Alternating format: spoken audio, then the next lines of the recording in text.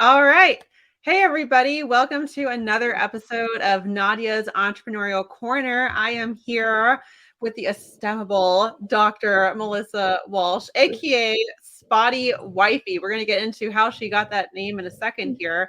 And Melissa has a very unique background in medicine. She is an OBGYN out of New York, but she's also dipping her toes, or more than dipping her toes now, into the Web3 world and really getting into how we can apply Web3 technology to medicine to make it more accessible and better for everybody. So obviously, I can't unpack the whole life story of Melissa as well as she can. So I'm going to give you an opportunity to tell the audience a little bit about yourself and how in the world did you get this moniker Spotty Wifey? Thank you so much, Nadya. Hi, everyone.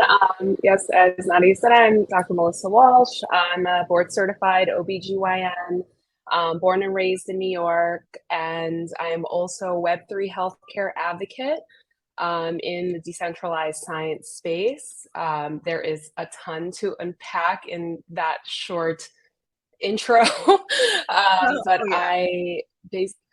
I became Spotty Wifey through my husband, Spotty Wi-Fi, the first, only, best, of course, crypto punk rapper who's innovating the music NFT space.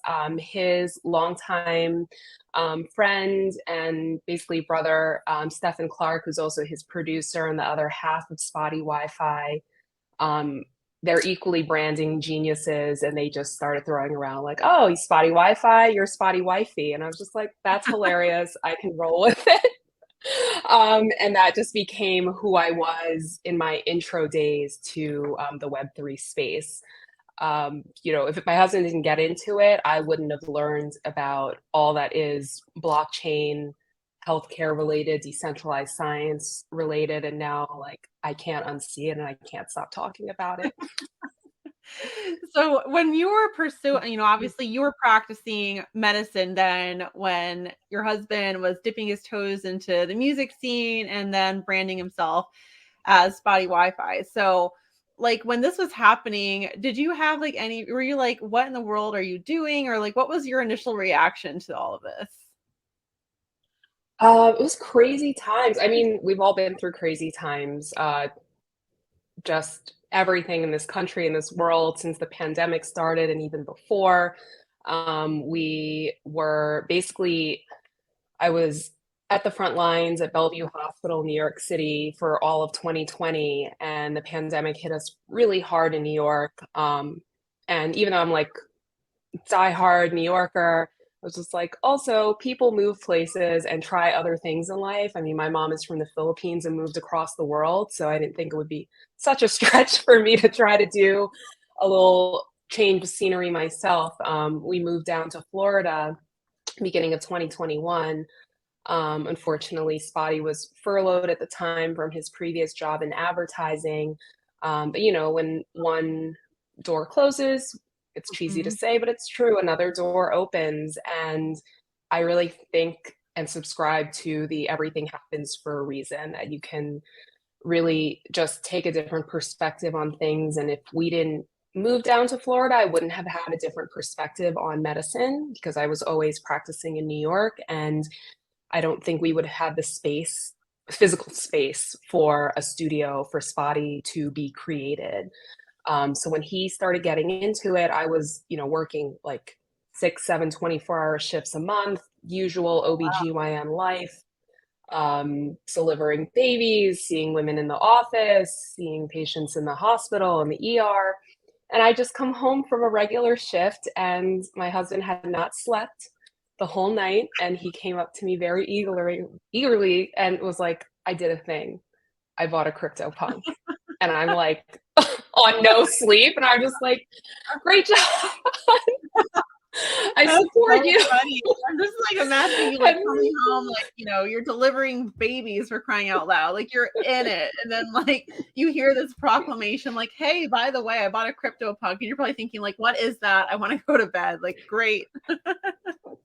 That's literally how it was. I mean, he really helped me through the pandemic. It was a very arduous situation to be in, and him going through his job changes and then discovering this Web3 world. And like, he doesn't go into anything lightly. He really does his due diligence, looks into all of the possibilities of whatever technology, whatever group, whatever anything that he's going into. So that's kind of what drove my knee-jerk reaction to be like, I don't know what that is, but I support you. And that was probably like, we had lived in Florida for a month, and 2 months later, I think that was February, and then like by April, the first song had been dropped by Spotty, and I was just like, this is amazing. You get to do your musical side, your strategic side, your branding side, everything together. You know, go with it. We'll see what happens. I'll just continue doing what I do on my side. Right. So it sounds like he kind of dove into this pretty quickly, or was he involved in music like on the side for some time? So he had been making music since like high school. I know he had a couple of bands that he was part of and in emceeing while in college and law school. So a renaissance man, to say the least, of doing multiple things at the same time, which seems to be our jam together as a couple now too. And so it's just, you know, once you're a creative, you're always a creative. It never goes Mhm. away. So I was just really happy for him that despite all the trials of his career and the pandemic on top of it, that he was able to find this world to enter Right. into. And now here we are. It just feels like I barely remember what it was like before. So Right. much.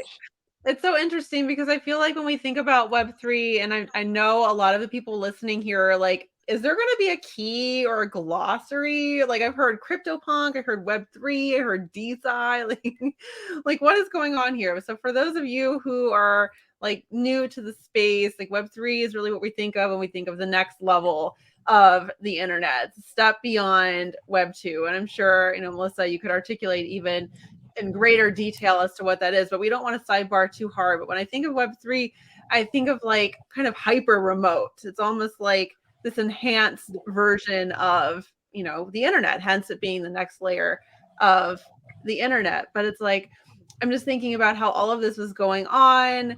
It's like there's hyper reality in person that you're dealing with, like all of the impacts of COVID, and you're having to, bear in mind all of these different restrictions and rules, and the stress of like, new motherhood, like encroaching with all of your patients.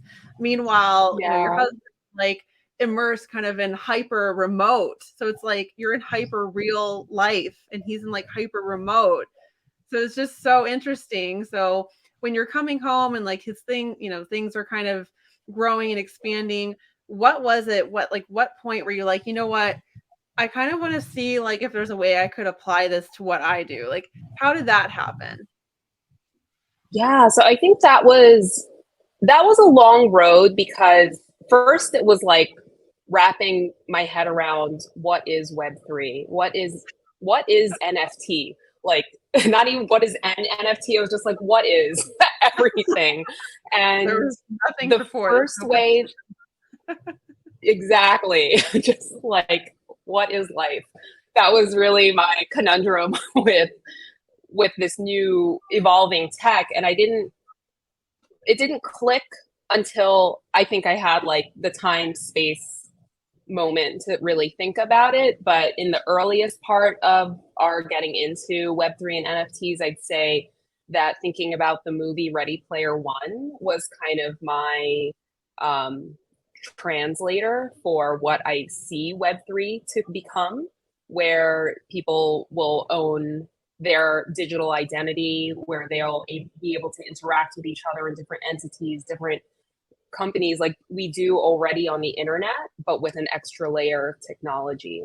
And then from that understanding, and then being able to educate myself and deep dive more into blockchain and healthcare, I'd say probably like mid to late last year is when I started learning about the decentralized science community, and the existence of all of these technology applications that have been evolving since I'd say like the mid 2010s Yeah. to help enhance the healthcare system, to help interoperability between systems, and also to provide an actual tangible way in which patients can own their data.